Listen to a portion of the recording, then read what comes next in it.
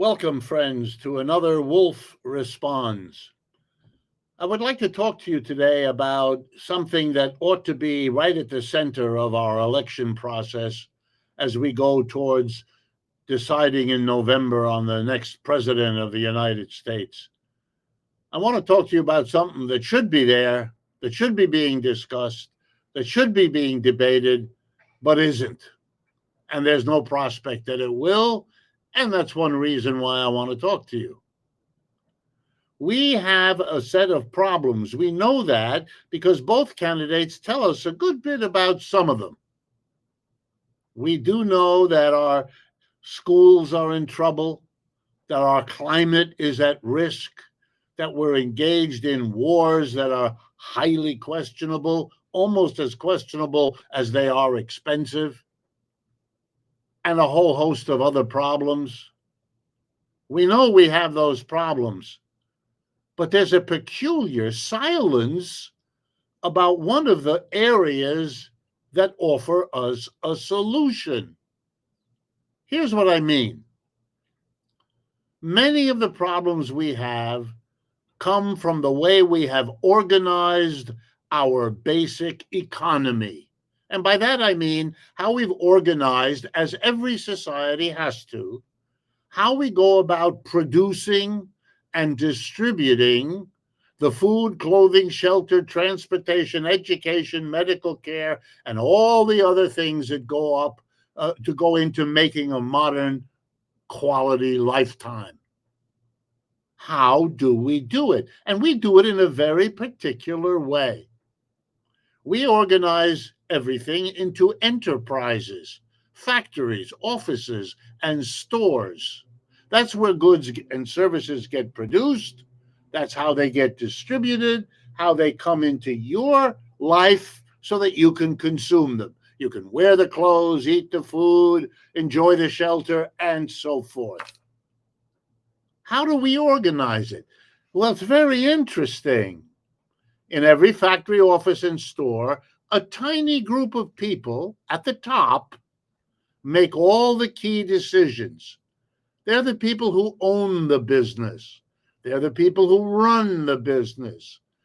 In the big corporations that do the bulk of the business in our modern capitalist economy, it's the board of directors, a group of 10 to 15 people in most cases, who make all those decisions.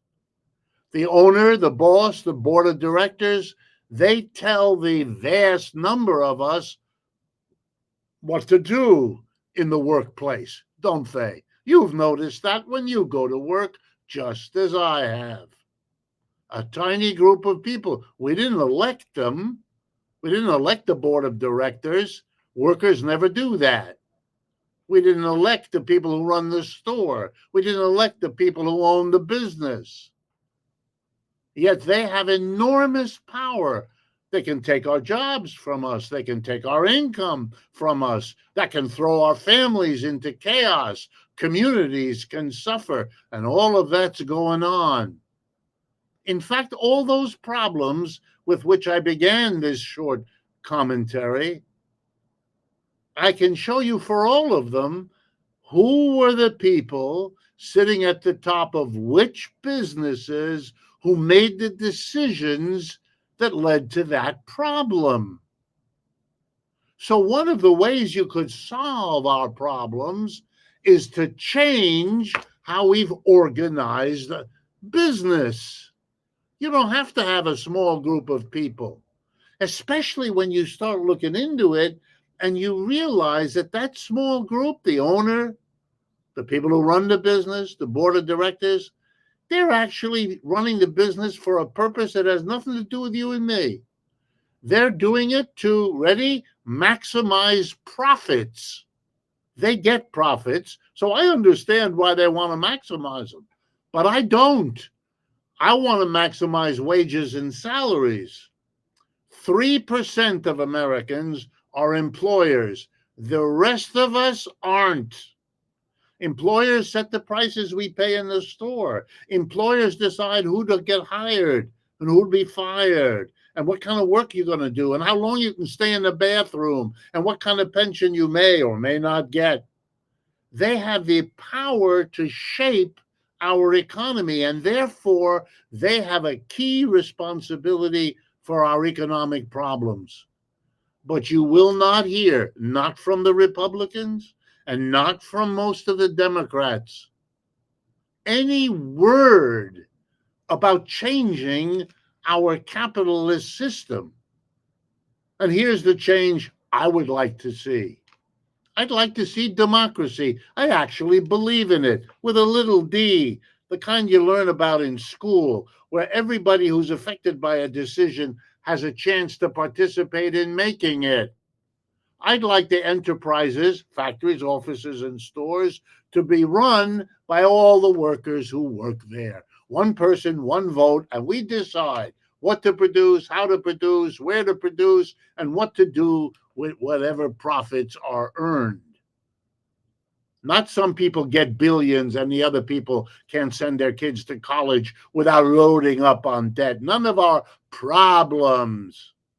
There's a solution.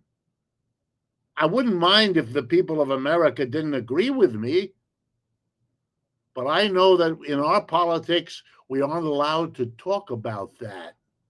No candidate dares say what I just took a very few minutes to sketch. And that's our loss. Now, there are groups of people courageous enough all over America that are saying enough of this. We will question these ways of organizing business. Maybe you can do better than capitalism. Maybe we ought to give it a try. Maybe we ought to elect people able and willing to go in that direction. Also, can't we at least discuss it? Not in the United States. The two parties don't have it, and the mass media don't dare, except for a few of us.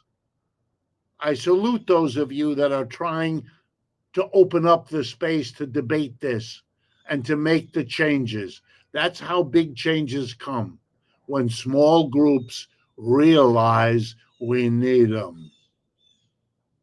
If discussions like this strike you as valuable, make use of this video. That's why we make them. Share them with your coworkers, your friends, the little group you're part of or thinking of becoming part of that might help make these big changes. And of course, if you can help us defray some of the financial costs, just go to our website, democracyatwork.info, and you'll see how to do that as well. And from all of us at Democracy at Work, thank you.